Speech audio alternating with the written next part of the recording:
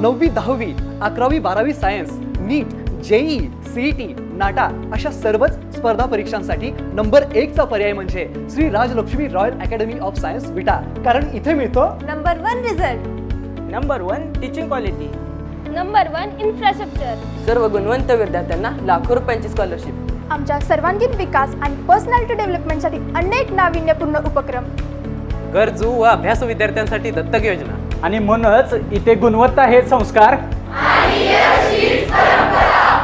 आपल्या पाल्याच्या उज्ज्वल भविष्यासाठी आजच निश्चित करा त्याचा प्रवेश Shri Rajlakshmi royal academy of science Vita येथे.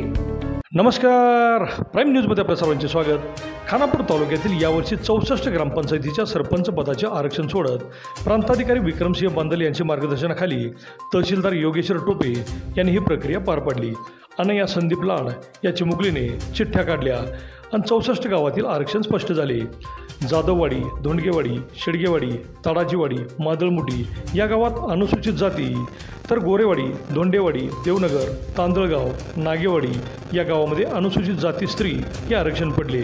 तर नागरिकांचा मागास प्रवर्गामध्ये बानुरगड, चिंचणी, गोटीखुर्द, कारवे, वाझर, राजधानी भेंडवडे, करंजे, रामनगर, तर मागासवर्ग प्रवर्ग स्त्री आरक्षण ऐनवाडी, आळसंद, बामणी, जाधवनगर, पोचेवाडी, सांगोले, वाळूज, घाणवड, कमळापूर या गावामध्ये पडले.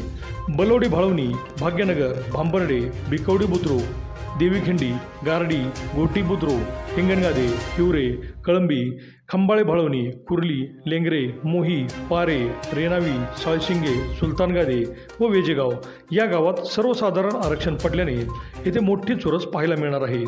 बलवडी, खानापूर, बेनापूर, बडकेवाडी, भाळवणी, भेंडवडे, भूड, चिखलहोळ, ढवळेश्वर, जखीनवाडी, जोंदळखिंडी, माहुली, मंगरूळ, मेंगणवाडी, पळशी, पंचशीलनगर, रेवणगाव, वलखड, वासंबे या गावात सर्वसाधारण स्त्री असे आरक्षण पडले आहे.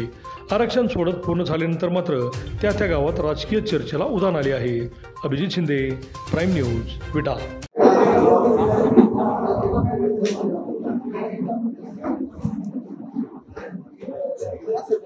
आज खानापूर तालुक्यातील एकूण 64 ग्रामपंचायतीचे 2025 ते 30 या पंचवार्षिकसाठी सरपंच पदाचे आरक्षण निश्चित करण्याचा कार्यक्रम आपण घेतलेला आहे. तर एकूण आपल्या 64 ग्रामपंचायतीपैकी अनुसूचित जाती प्रवर्गासाठी 9 ग्रामपंचायती राखीव आहेत. तर त्यामध्ये 9 पैकी 4 या अनुसूचित जाती महिलांकरता राखीव होत्या. त्यानंतर अनुसूचित जमातीमधील 1 जागा आरक्षित आहे ती महिलांकरता राखीव आहे. त्यानंतर 17 ग्रामपंचायती या नागरिकांच्या मागास प्रवर्गासाठी राखीव होत्या. त्या 17 पैकी 9 या नागरिकांच्या मागास प्रवर्गामधील स्त्रियांकरता राखीव होत्या. त्यानंतर या प्रवर्गांचे आरक्षण निश्चिती झाल्यानंतर उर्वरित एकूण 37 ग्रामपंचायती या सर्वसाधारण खुल्या प्रवर्गासाठी राखीव होत्या. तर या 37 ग्रामपंचायतीपैकी एकूण 18 ग्रामपंचायती या स्त्रियांकरता राखीव होत्या.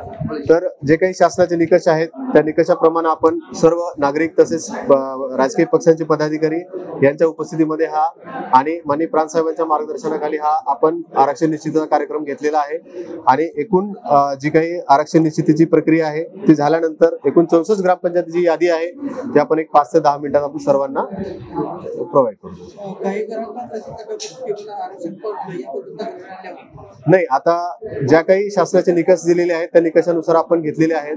पण पूर्वी एखाद्या प्रवर्गाला म्हणजे आपण जनरली आता काय घेतो की नागरिकांचा मागास प्रवर्ग जे आहे, जर पूर्वी जी ग्रामपंचायत एकदा म्हणजे प्रत्येक ग्रामपंचायत अशी आहे की ते पूर्वी कधी ना कधी नागरिकांच्या मागास प्रवर्गासाठी आलेलीच आहे. तर त्यापैकी पूर्वीच्या 2दा ग्रामपंचायती आलेल्या आहेत नागरिकांच्या मागास प्रवर्गासाठी. तर त्या वगळून ज्या ग्रामपंचायतीला एकदाच नागरिकांचा मागास प्रवर्ग आला होता तर त्या ग्रामपंचायती आपण विचारात घेतलेले आहे. त्यामध्येही काही ठिकाणी आपल्याला चिठ्ठ्या टाकून काढावं लागलेले आहे. तर चिठ्ठ्यामध्ये काही ग्रामपंचायतींना 2 वेळा सुद्धा येऊ शकते. तर ती शक्यता आहे, ती या प्रक्रियेचा भाग आहे.